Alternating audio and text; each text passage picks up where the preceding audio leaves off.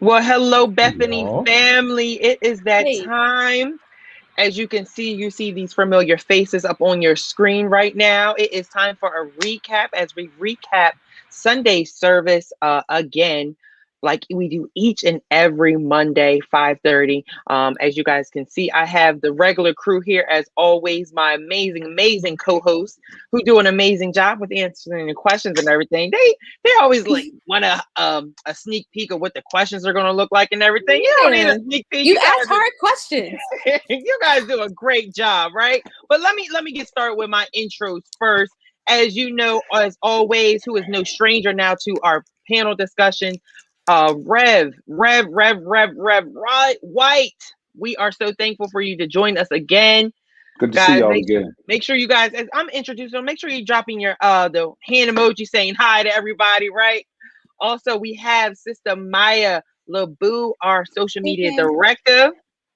Above me, we have Deacon Antoine Moogie. You know, you got to say it like that, Moogie. Hey, y'all. And then next to me, I have my lovely engaged host with me. You know, the Shady Bunch. They can call us the Shady Dynamic Duo, right? They can call us that. You can call you that. But no, I have Sister Des, the yin to my yang, my partner Love in you, crime. Love you too, Des. And then also myself as brother Kevin, and we are the Recap family. Like I said earlier, we recap Sunday's word. So as we are waiting for you guys to come on in the comments, I invite you guys to let us know where you're tuning in from. We love to hear where you're tuning in from. We, like I always say, each week we have people that tune in from all over. Last week we had someone tuning in from California, down south. You know, sometimes we have some people tuning in 5 minutes from here too. Let us know how you guys are doing today, and come on in and let us know where you're tuning in from. I see we have someone from Buffalo already. My girl Ava's here already. Hey, Ava. You know, we are dealing with this snowstorm that we're currently in. How you guys feel about it? Over snow. So over the snow. Wait, I love how Ava put McGee in the comments. Yes, McGee. Yes, Ava. Ava knows the routine. She knows. But yes, we are dealing with the snow over here. And, you know, if you guys are dealing with snow as well where you're located, please drive safe. If you don't have to drive, please do not go out. Please stay in. For all those that are in states that have that nice weather, you know, I'm hating on you right now. But no, I like the snow too. Just when it falls. I just don't like driving in it. That's the only thing. Because it's like you can't do anything. Yeah, I feel like people drive dumber in the snow sometimes too. Yeah, it's like you're afraid to drive, and it's like drive normally, but drive like safely, you know? Exactly. So please drive safe. Please, you know, be a cautious driver. But not only that, you know, like we always do, it's an amazing Monday of the recap, but it's the first one of February. We are in a new month, Saints. Wow. February 1st is here of 2021. Wow. We have made one down. How many more to go? 11 more to go, right? It's been almost a full year since the quarantine. I know. It's crazy. It's so crazy. And you know, last month we were it was Transformer Lives month, but like we said on Engage yesterday, Transformer Lives is throughout the whole year. Last month was just a foundational month for Transformer Lives month, but also this month is a month of not only Black history, but also of love. Like Sister Dash shared yesterday, we want to show love this month, right? So we have a challenge. It would not be Bethany. We did not have a challenge. We want you guys to, on all of our social media posts, on all of our panel discussions, on everything, every time we go live, we need to hashtag show love BBC. And with showing love is by also inviting people, right? Sister Des shared yesterday, another way of, you know, doing this challenge is by, you know, going to our Harvest bookstore and buying someone a DVD or a CD or a t-shirt, right? You know, if you do that, make sure you take a selfie of it and, you know, do that hashtag show love BBC. But this month is just about showing that love, especially during that time. I think each month we need to show that love, but especially during this time, like Sister Des said, it's almost a year since we've been in quarantine. So what better way of doing a challenge with that show love BBC challenge? Anybody want to add to that show love BBC challenge? Pretty excited about this, you know, this month every month I always like to say I like setting new expectations for myself. So how about you guys? What are you guys expecting in this new month, this lovely month? No pun intended. I loved the video that was attached to the Engage Live yesterday with the kids talking about love, because I loved hearing an innocent perspective of it, of all types of love. And it reminds me of that. Remember in Miseducation of Lauryn Hill when she was talking, when they had the kids sitting down and was like, what is love and all. I just love hearing perspectives and, like I said, that innocence and that, that untainted type of love. So what I'm expecting this month is just continue, like expecting good things to just keep coming in continuously. Expecting abundance so that I can continue to pour out myself. Yeah, that's all I had to share. I like that. Anybody else want to share their expectations for this month?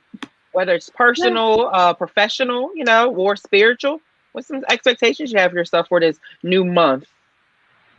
Well, I was just going to say I'm excited. I'm excited for this challenge because like you guys said already, like it's almost been a full year that we've been in this quarantine and, times are hard and people are struggling. So I think it's important that we all take the extra effort to show love and be of encouragement and support to people. And even the simplest of ways, holding the door, saying, have a good day. It doesn't have to be anything, so extravagant, but we need to show each other some love. I like that. Deacon, Rev? I think everybody kind of said what I was going to say, but the main thing great minds. I know, right? The main thing I'm really expecting is just God to do the unexpected. I prayed for, and some things that I did not pray for. Just to unexpectedly happen. And I'm just looking forward to that, and then seeing people blessed through what we do and how we do it, and then pushing the envelope just a little bit more, as Maya said, and Des already echoed that we're getting close to a COVID anniversary, so to speak. Want to make sure that people aren't getting PTSD from it, Yeah. No, that's true though. Yeah, they're not like, it's been a year, right? Changed and people are, and all these different things. We want to encourage folk that love is still there, and that we even virtually can show love. Most definitely. Rev, how about you? What's some expectations? First thing I'm expecting is for this snow to stop. I don't like it. Come on, Reverend. I know it's God, whatever God chooses is all right.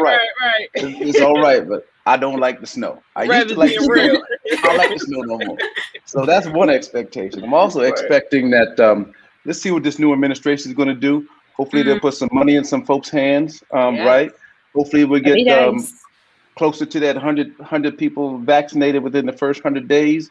But I feel the expectation is that vaccine is going to start flowing a lot better than it has been.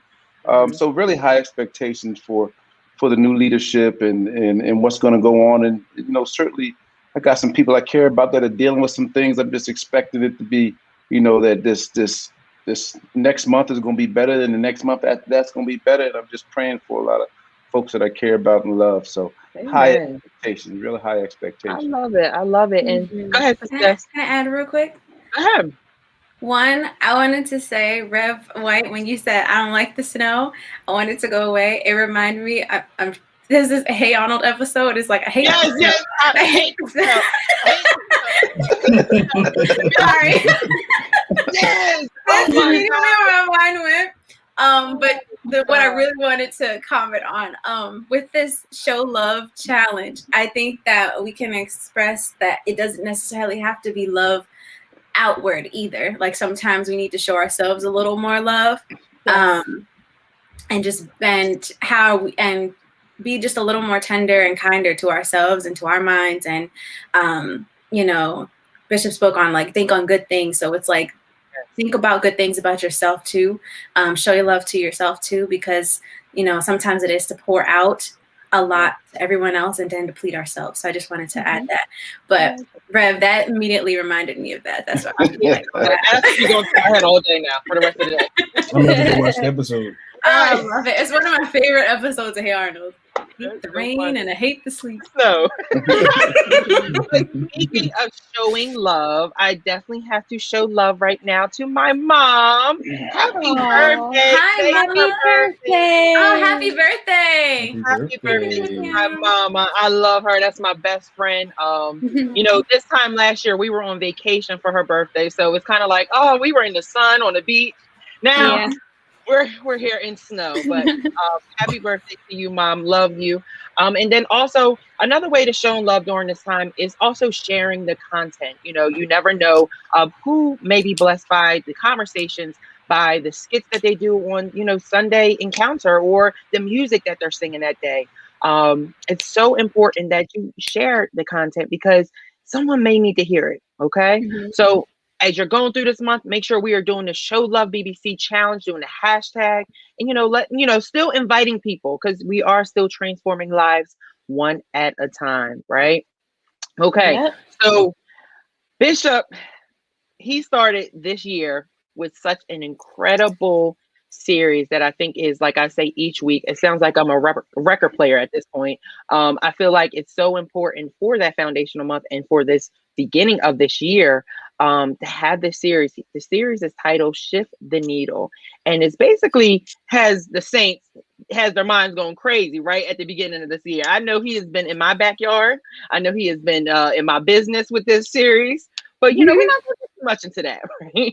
But this title, this week, this sermon was titled Breaking the Spirit of Mammon. And, you know, we learned a little bit about Mammon last week. And, you know, he died right into the spirit of breaking that spirit of Mammon. And, you know, a lot of different perspectives, right?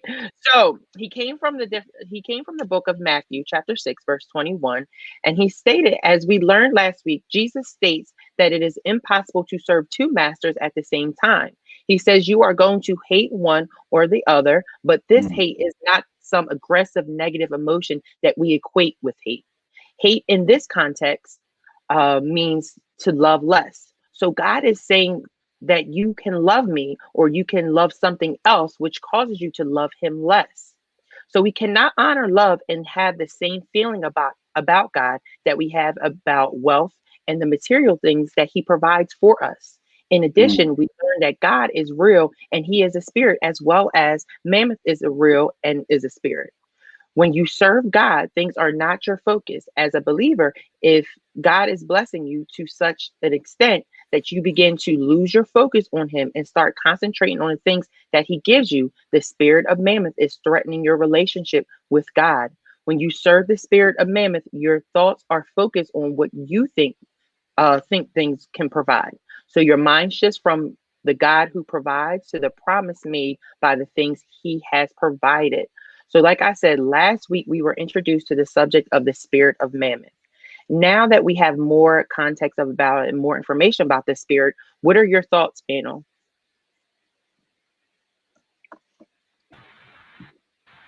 Was very powerful word from Bishop as always, right? I was talking to my mom this afternoon and we were talking about something, and I don't know how we got on it, but you know, she was saying, you know, how many people do you know that have great sustenance but are not happy? Or how many people do you know that don't have anything and they're very happy and they're full of joy? Certainly we want our needs to be met, but you know, as Paul said in Philippians, you know, that he speaks in respect of want, but he's learned in whatsoever state therewith to be content. Because our dependence, as Bishop said, you know, so well and so clear. That's what I love about Bishop. He makes the thing. You're not walking away like, what did he just say? You understand understand what he said. It makes it so clear that, look, seek ye first. You know, all these simple promises of God that if we don't do it, guess what? It's just our fault. It's just our fault. It's our fault because he lays out the path for us. Very clear what God wants us to do. If he gave us everything, we should be worshiping him first and all the rest will follow, right? And it's just, but we get that pull, that pull does happen on certain things that folks fall in love with that they really shouldn't be falling in love with. It could be a person, could be a thing, could be money, could be a lot of things that we put first and before God. And it's so, God's not, he's not simple. The instruction he gives us are very simple, right? We don't have to be deep. Like Bishop says, when you get deep, you get dumb. So just stick with what the word says. Yes. You'll be all right. But it's real. It's real. And I like what you say that, like, that's why I love Bishop, among a lot of things. But Bishop, he just gives it to you. Like, it's like you don't walk away from the word like, oh, I'm confused what he was talking about. Like, he makes it plain and clear. ABC, follow these things. And, it is, our fault. God lays it out for us. But sometimes we pick and choose what we want to honor and, who we want to love and what we want to love, and idolize. What do you guys feel, Sister Maya, Sister Des, or Deacon? Maya, you about to talk. No, I was going to say, I thought you wanted to say something. Oh, I was just going to say, well, first of all, the message was spot on. He did some very deep digging. He did some very deep digging on, some very simple principles, but then he gave us a different look at the spirit of Mammon and the origins of it, and what to be careful of, and then how to check yourself if you're being controlled by it. And I can admit there was a time that I could reflect that it was driving me in my past. And, that's when I was really struggling to get things done until I was just like, okay, let's get this right and allow God to be my source. So that was the first thing that I want to thank Bishop for. But the second thing about the message that really stood out to me is the clear instruction that was in his voice. He really, really poured out, his heart and what God laid on his heart for us on how to overturn this spirit of Mammon, control. And then also revealed the reward of being faithful to what God has given you. I think that was the last little point that he made when he was talking about the servants. And it was wonderful. It was great. I encourage people to go back and listen to it. If you didn't, I know we're probably going to do a recap, but just go ahead and get into that thing. All right. Sister Maya, Sister Des. No, I just echo, everything that was said already. Definitely go back and watch it. I feel like I say this every week, that the way Bishop explains things, it's so like, it makes you kind of have to step back and reflect and to see, okay, am I prioritizing things over God? Yes. And even like that point about like comparison to others, like the whole thing was just, love it.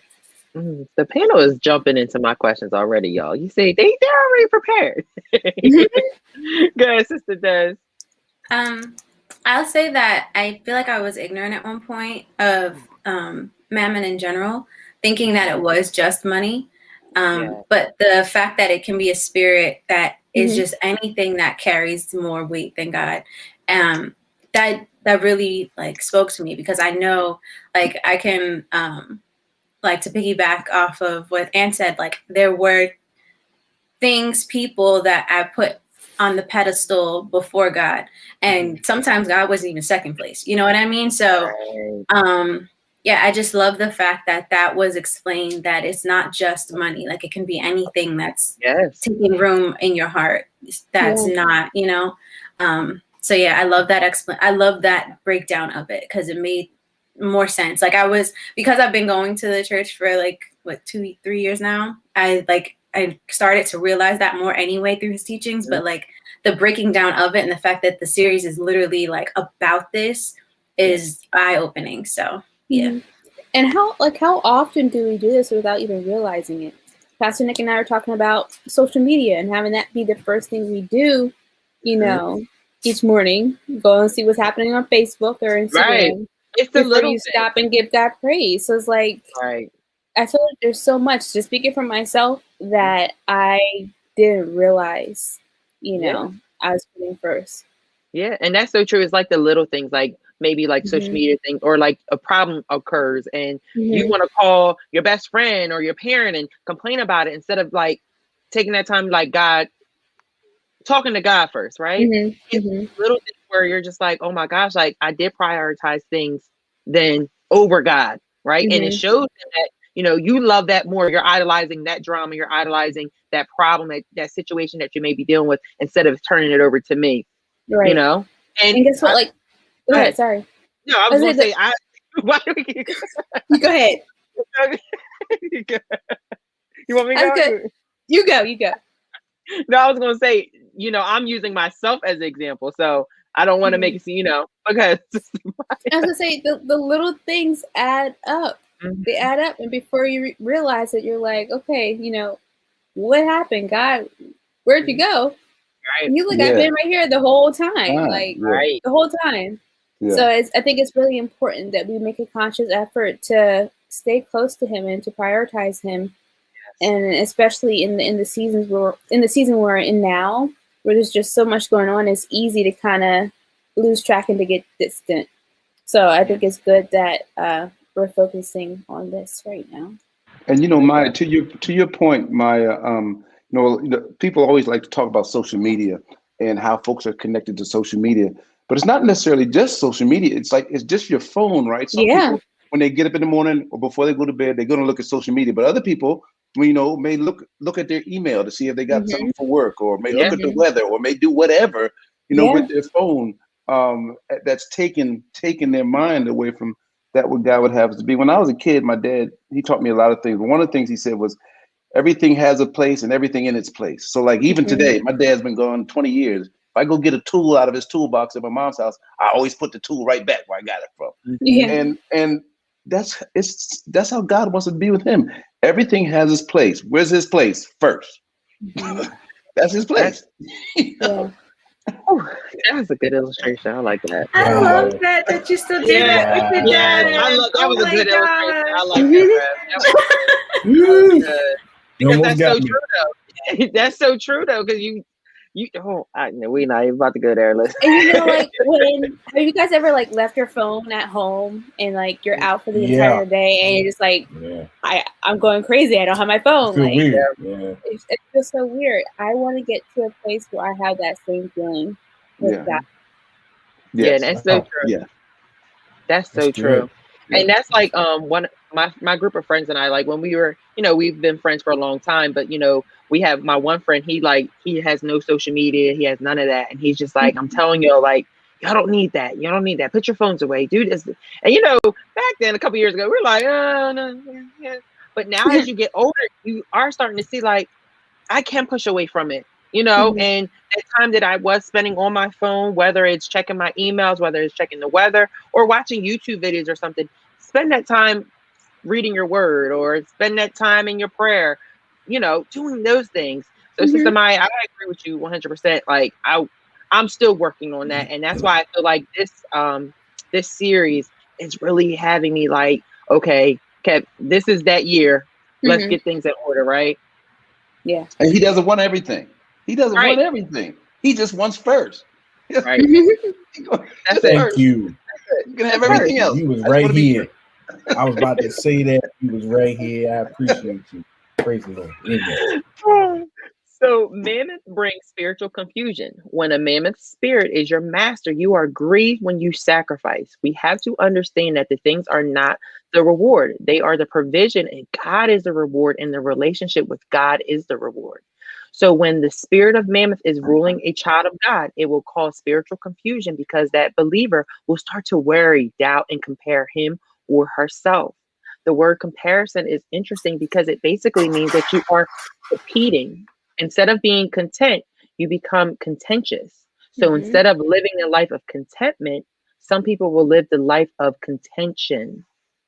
So do you believe that all Christians have experienced a moment with dealing with the spirit of Mammon? If so, can you recall a time when you have? I know Deacon Antoine shared that he did, but if you could, Deacon, like, how did you get out of that mindset of battling that spirit of Mammon? Well, I'm gonna be honest. It was Bishop said this years ago that hardship cures rebellion.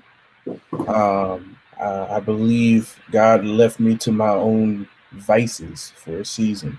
You know, choosing to work 2 or 3 jobs rather than depend upon Him and serve faithfully. He was like, "Okay, this is what you want to do. Here, go ahead and do it." And it got to a point that one night while I was working, I was like, "Okay, God, I can't do this anymore." And exhausted, you know, got sick, and all kinds of things. I was like, "Okay, I can't do this." And I said, "I'm going back to where I was before, and I'm gonna be faithful in where you had me before.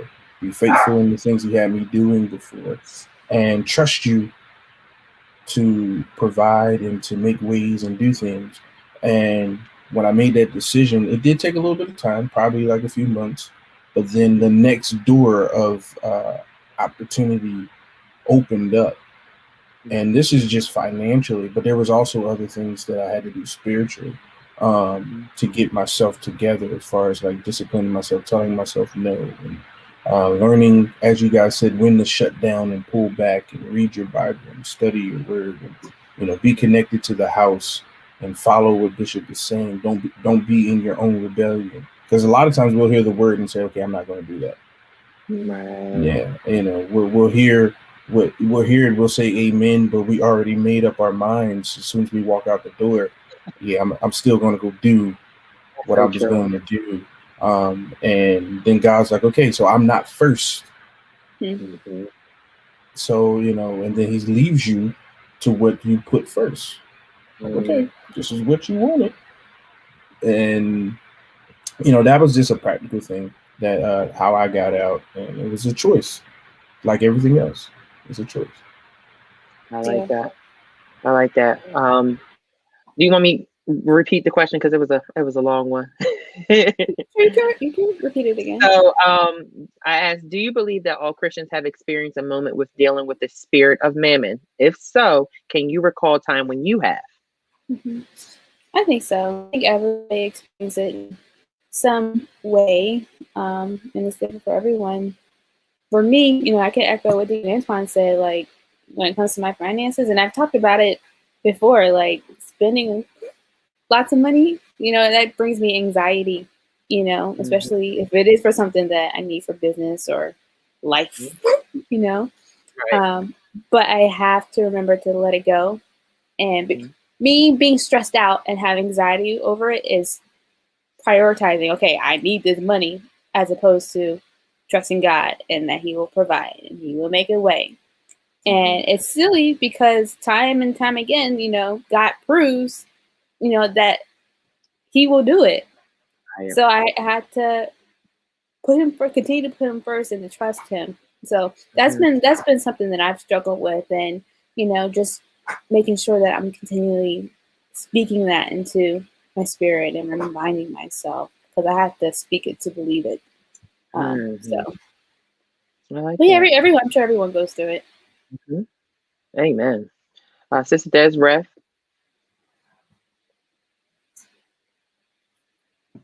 You want to share? Okay. Yeah, I agree that everyone has a season where they don't realize what they're doing, you know, they don't realize that they've displaced God in their lives. My Mammon was an individual, and I didn't realize it, that I was holding this person to a higher standard or putting them on a higher pedestal than God. And to the point where at one point I think I mentioned before, like, they became my God in a way, because like they're like, I definitely did say this before. Like, I would, if I was going through something and God would say, Des, you should go left, I would talk to this person and they'd be like, oh, you should go right. I'm like, I'm gonna go right. You know? So yeah, but yeah, I think everybody goes through it at some point, and, you know, God will check you on it. And let you know that the thing that the person, whatever that you're putting in that in his place can never satisfy you in the way that he does and in the way that he can. And again, it's not like taking, I think, Bev, you mentioned it, like it's not, God doesn't want you to not have these things. It's just put it in order, put the places in order. So just learning that God is first above all and then add it on, so yeah, but everybody goes through it at some point in some way. I like that. Breath. I just agree with everybody. Everybody has fallen, is falling, will fall. Yeah. And I ain't saved all my life like all y'all, so I done fell multiple times. Sure. I just got saved. Right. I get saved every week, Jesus. So, and as Bishop also says, sometimes most people fall privately, some publicly, right? Yeah. Most of us are falling privately, and some of us is falling publicly. So it's, we all go that route, and like I said, some multiple times, and some, not as many. But God is always there when you're ready to come out. He's there. I like that. And I forgot to mention to those that are tuning in, you guys, please feel free. I invite you guys to ask any questions in the comments, as well as answer the questions that are being up here. And Sister Maya will pull them up and we'll read them up on the screen. Okay. So panel, what are your thoughts about this idea of people living the life of contention and not living the life of contentment?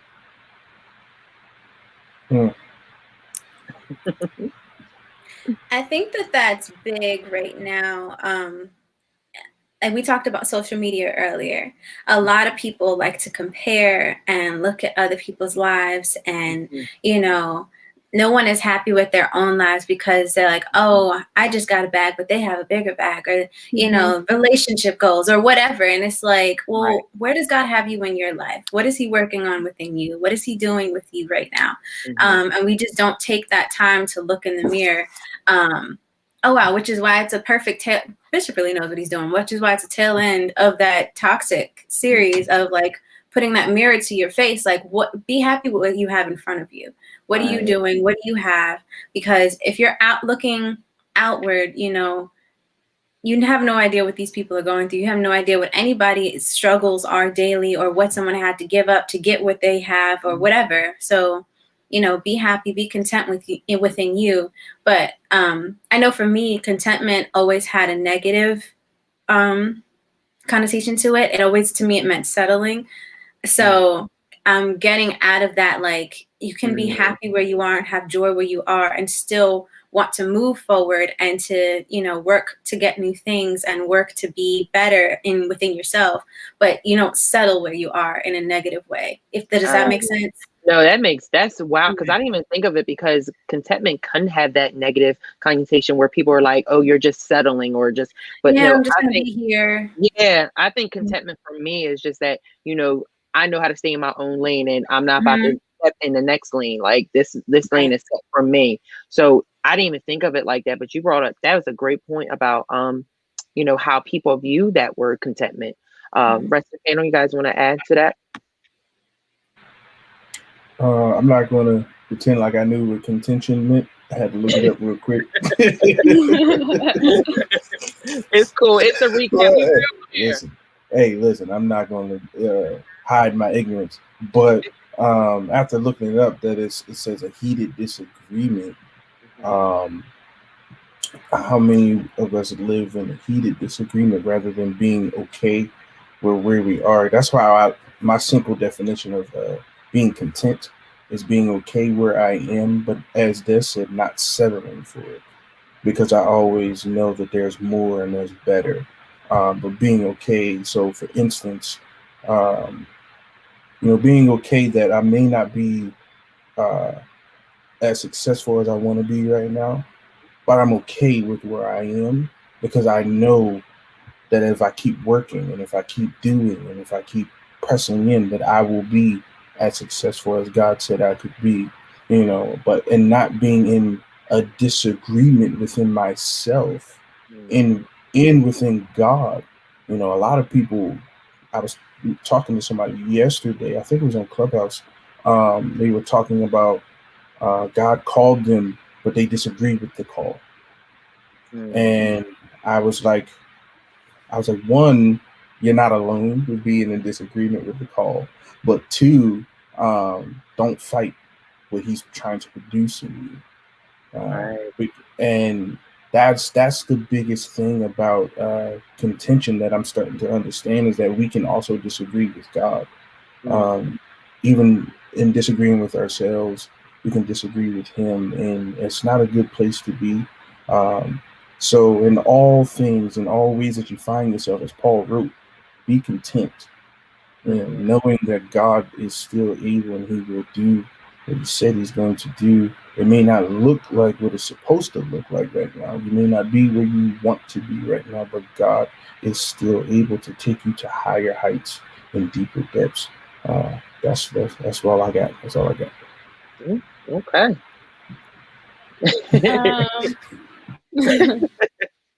No, it's just interesting. When Sister Dad said relationship goals, that just made me think of like hashtags, because we all try to like, when it comes to hashtag, you're trying to be part of the trend. And in doing that, I think you are comparing yourself to other people who are using the hashtag, right? Or in just, I'm a social media person, so like when you're using the hashtags, like you want to get higher rank because that's when you get seen, that's when you get the most attention. So like it's that same concept. Stop trying to compare yourselves to get the most attention and whatnot. Just be content with where you are, and you know, be okay with that. Yeah, I like that. Ref? All those examples were just wonderful. You know, when I think about contention, being the competitive person that I am, you know, I've got to be in contention for this. I got to. But you go back to the wonderful story of the Shadrach, Meshach, and Abednego, right? They say we're not gonna be in no contention with you, King. This is what we're gonna do. And if we throw us in, if God saves us, he's God. If he don't save us, he's still God. They were content. They were content in their position. And it's again, it's such a simple thing. They just said, look, we're not bowing down to you, Doc, and we're not gonna compete with you. We're not gonna try to know. We're cool. You do what you gotta do. We're good. Yeah. And it's a maturity that comes with some folks, and not just because you've been saved all your life. Some people are very mature at a very early part in their being saved, and some people have walked with God for a long time. But they have to have that contentment, knowing that he's got me. So let me just ride this thing out and enjoy the journey. You know, enjoy the journey. Oh, I like. Go ahead, please. I just wanted to add a little, because I just wanted to say, I think that where the contentment might come to is not thinking that there's enough room, and remembering that there's room for everybody. God loves us equally, you know, like there's, you know, like it. I when Maya mentioned the whole social media, that's when it kind of came to me, like thinking you need to be the top person to do this or the first person to do that, or, you know, I'm the first 22-year-old governor or whatever. Like you need to, like, you know, get there fast, get there. And I think if we remember that there's room for everybody, like we all have a box of gifts that God wants to give each of us, you know? So I think that, like you said, Kev, stay in your lane, you know, know that he has you covered just like he has that next person covered, just like he has the next person covered, you know? So yeah, just wanted to offer that. Oh, I like that. I like that. So when your money, your house, or your clothing drive you to do things that are not righteous and not godly, you are battling with the spirit of Mammon. When your provision exercises power over your decisions, the spirit of Mammon is beginning to rule your life. Your choice to obey God in your giving reveals your love for God. But if you are grieved in your giving, it means you love God less than what he is asking you to do. The spirit makes you a taker rather than a giver. Your choice who to serve chooses God or rejects God. So why do you believe it's hard for some people to be a giver instead of a taker? Now, I know that some people, it may have to do with their their experiences in life growing up, right? Where they experience certain things where they're just like, I got to take it when it's mine. I got to take it instead of giving out, right? So why do you feel like people, it's hard for some people to be a giver instead of a taker? It's inherent. It's learned and it's inherent. Some people are born to give. That's just their spirit. Some people are born to take. That's just what they do. And other people learn that along the way because of what you just said, Brother Kev, that they've had an experience in their life that has shifted them or has shaken them in such a way that they turn it around. Either turn it around to take, which is not what God has us do, or turn it around to give if you're giving, good things. So I think it's a mix of both. I've met people on both sides of that coin. I like that. I like that, Rev. Anybody else want to add on that?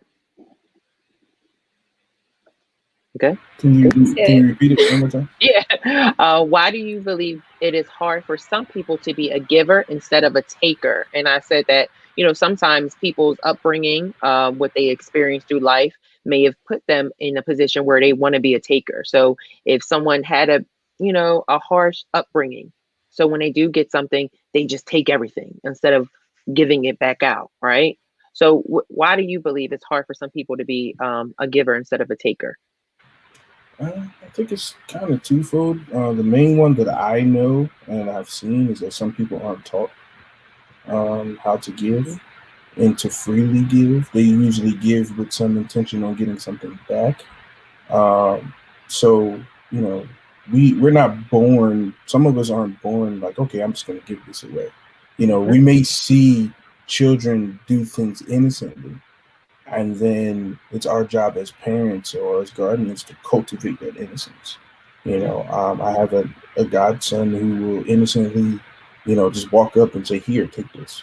And I'm just like, okay. But then telling him like, this is good that you're doing it, that you're willing to give, food from out of your little chip bag. Like, do you want some? Without me asking. He does that. So it's a beautiful thing. But then I have some that are just like, nah, you can't have it because I want it all for myself. I think it's a learned behavior. Sometimes you may get, like as Rev said, you may get that early inclination that early indicator that is gonna happen. Like that person has that capability, but then it has to be cultivated. It has to be celebrated sometimes, so they know that this is the right thing to do, especially at a younger age. But then even at an older age, understanding what giving really is.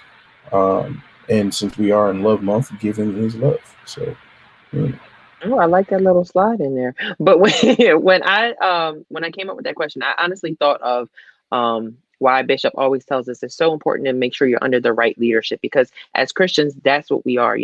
We don't come in perfect to church, right? We're flawed. And, like Rev said, not all of us are givers, but when you're under that spiritual leadership, you have that spiritual father that's teaching you, this is what it's all about.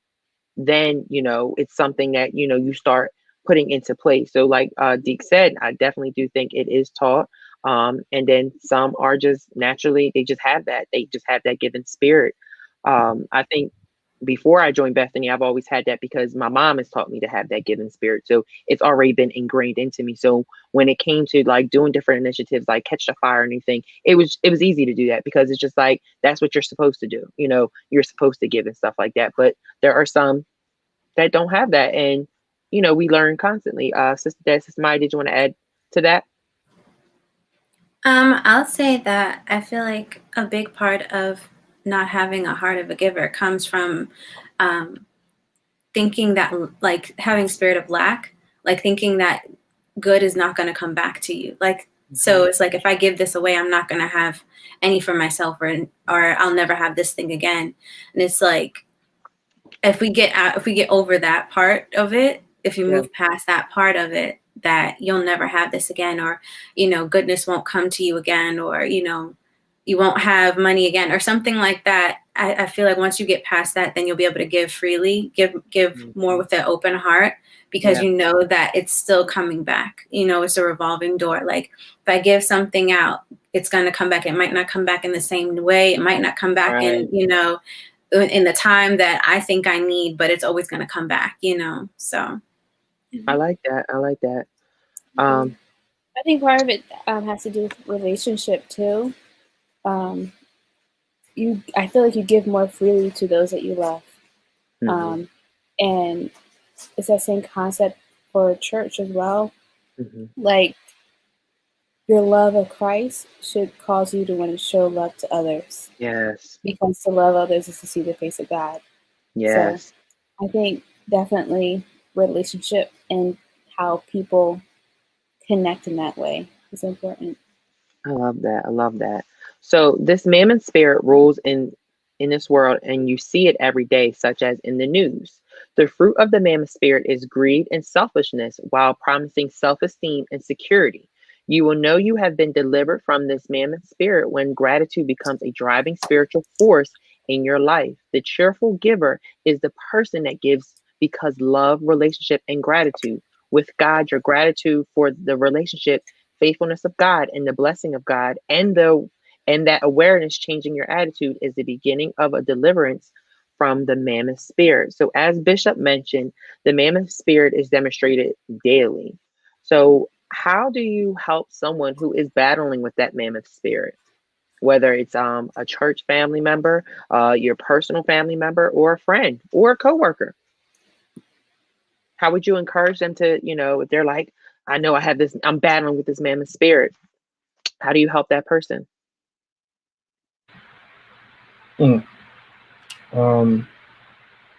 think some practical steps of like walking through connecting the dots.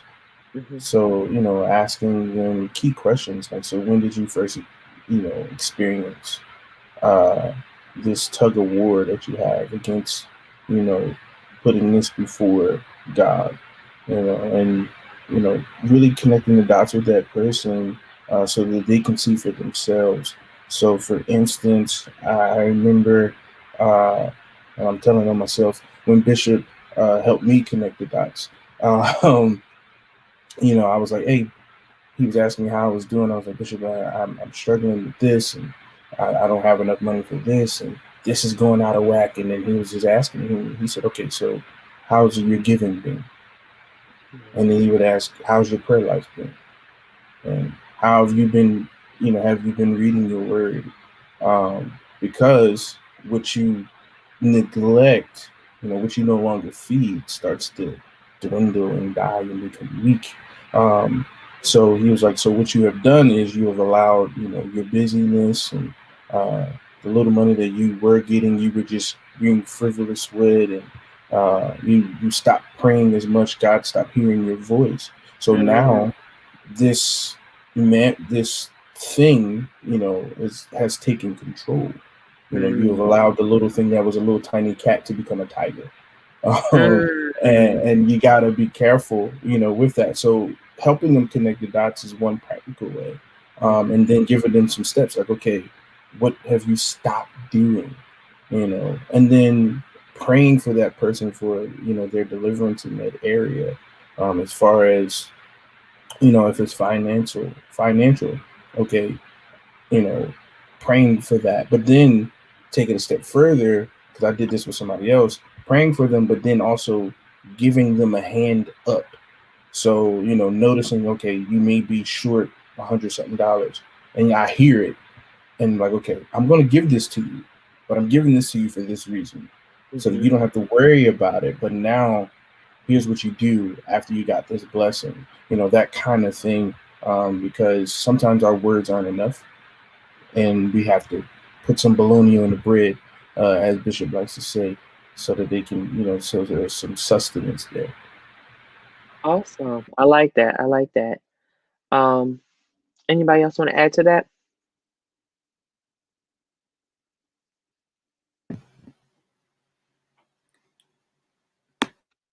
It was my talk. You're muted, yeah, Maya. Sorry. Can you just ask the question again? Oh, yeah, of course. So, how do we help someone who is battling with this mammoth spirit? Mm-hmm. For me, I would definitely echo everything that Antoine said, but I think also, I think there is value in being transparent and ensuring your testimony. Yeah. Because sometimes that can be, the lifeline to, encourage them to keep on pushing on and to try to conquer it for themselves. Mm-hmm. I like that. I like that. Sister Des, Rev? I think it's important not to, as Maya said earlier, to certainly show the love of Christ, right? Mm-hmm. In that discussion and not to judge, right? And while you may not be dealing with what they are dealing with, you've dealt with something, and be able to let them know how you overcame whatever it was that you came in with. But certainly the love of Christ, not to judge, and be able to let them know how you made it over. And if you still maybe struggling with something, say, hey, but I'm still moving forward. I'm still moving forward. Yeah. I like we all that. in this together. We all in this together. And speaking of being all in this together, Sister Maya, can you post Keisha's? She has a praise report. Yes.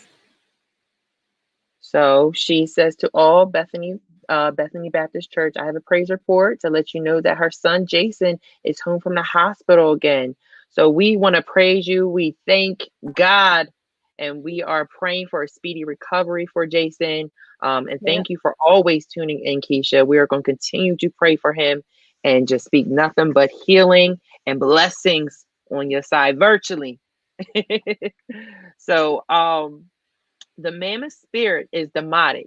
It changes you into a consumer and not a giver, and promises us something that all of us want. Mammoth, like all spirits, wants to rule. Mammoth will offer you security, independence, identity, and significance where you can kind of become your own idol, or the things that God has provided becomes your idol.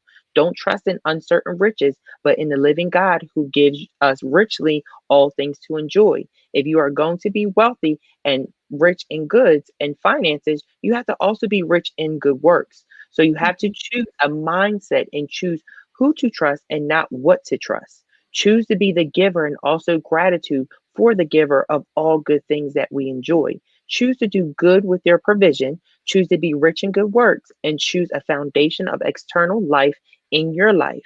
This is because this mammoth spirit is looking for disciples, followers, and servants. So let me ask you guys for the last question tonight. What are your thoughts about people being rich in goods and finances, but not in good works? Yes. Yes. I was just taking it all in, because that is it's a very deep question, because I feel like a lot of people like to flex and floss, but like their heart posture is wild, So yeah, I'm letting it marinate a little bit, come back to me. But, okay. It's true. I feel like people who are like that are probably the most insecure. I like that. All right now. Come on now. Deacon or Ref? Okay, give me the tail end of the question one more time. I just said, what are your thoughts about people being rich in goods and finances? Well, rich in wealth and good finances, but not good in good works. Well, I mean, that means there's what's the word that Bishop likes to say? There's like a bent in you.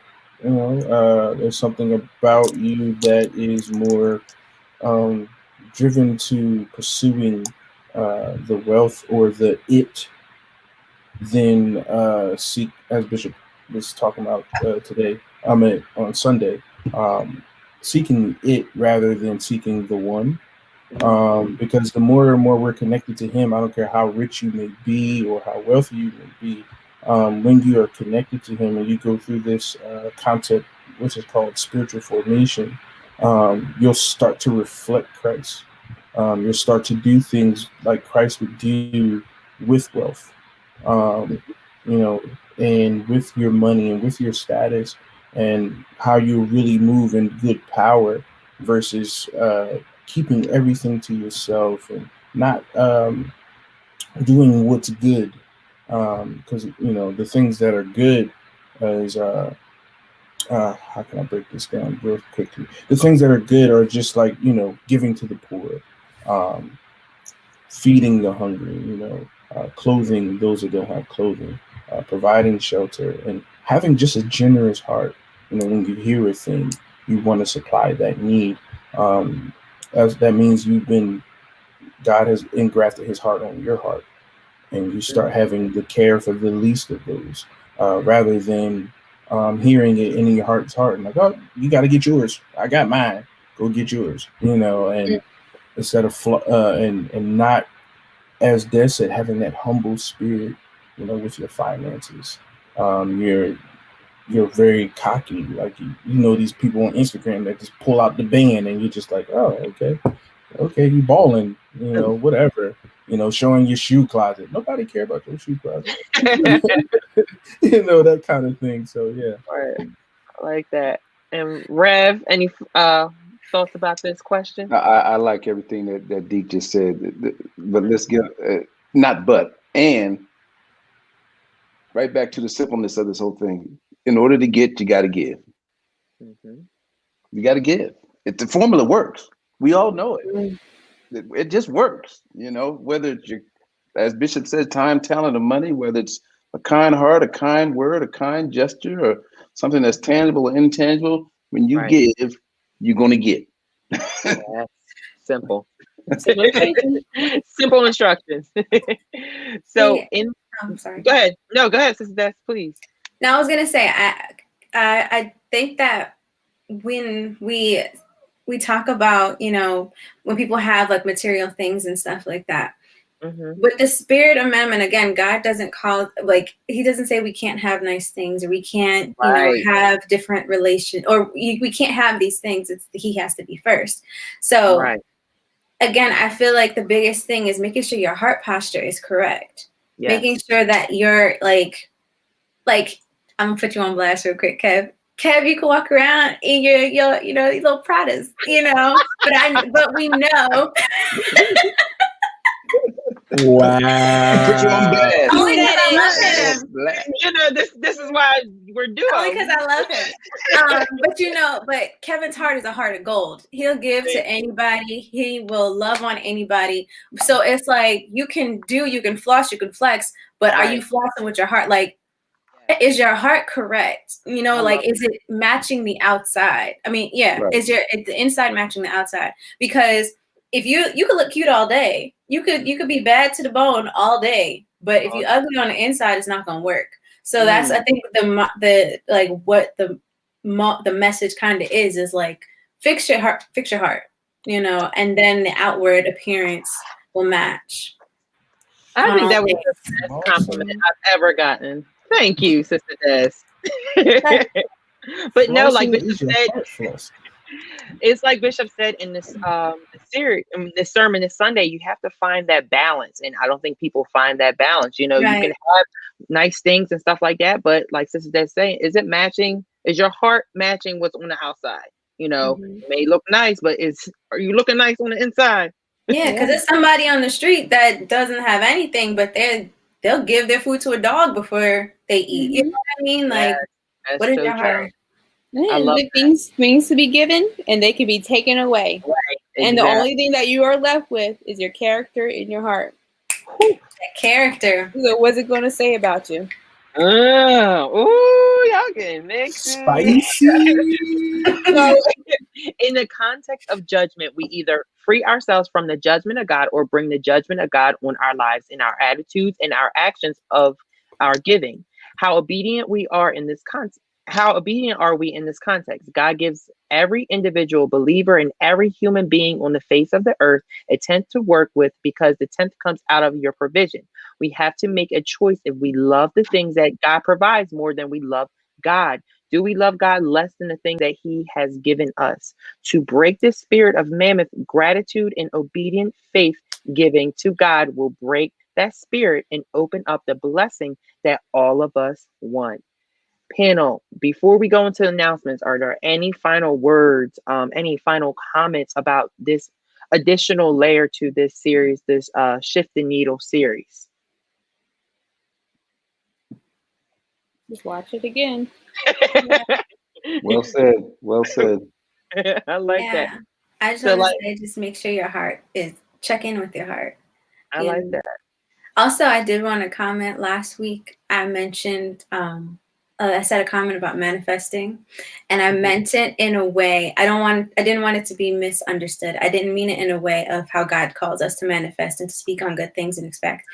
I was talking about new age manifesting with like tarot cards and all that stuff. So I just wanted to clarify. Nobody said anything to me or pulled me aside, but God challenged me and he was like, check that. So I just wanted to, come on, clarify. That's good. But like we always say each week, the recap that we do is just a little bit. Oh, see, we even got this. I was looking for something to grab. Come out of that rebellion, Desiree. Come out of that rebellion. Come out of the rebellion. My heart is fine.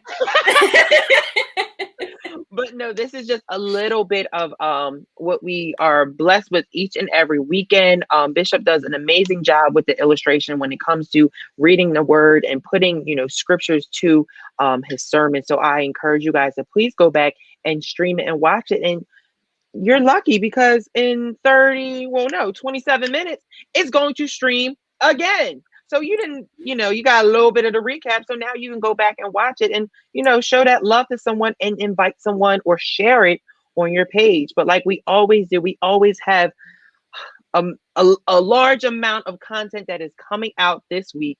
So like we did today, we had Maximize Monday with Pastor Nick and Sister Maya. We're doing a recap now. And then the Encounter rebroadcast is coming up again in 27 minutes. So please get your dinner ready. Get, whatever you have to do, get ready for that rebroadcast. Tomorrow we have Focus Singles Ministry with Pastor Nick at 7 p.m. Word Impact on Wednesday. I'm a recorder.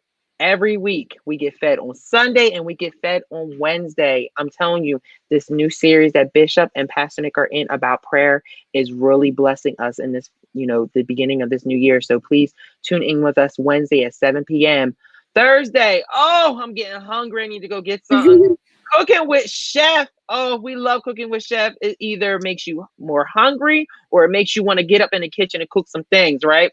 So please tune in Thursday at 7 p.m. with Cooking with Chef. And then on Friday, back by popular demand, a trivia game night. Again, we did one in December. We're bringing it back into this new year. It was so funny. We have an incredible host, comedian Chris Clark, who does an amazing job. So please come this Friday at 7 p.m. for trivia game night as we have some fun with you guys like we always like to do. Saturday On Point Radio at 9 a.m. with Bishop and Pastor Nick, as well as Emerging Worship Saturday, 6 p.m. Deacon Antoine, an amazing prayer last week. I loved it, sir. Sunday. Sunday, the Encounter, we have a full day of the Encounter, 8 and 11, as well as the Engage Live, the halftime show on Sunday, we like to say. Shout out to Keefe at 9:45.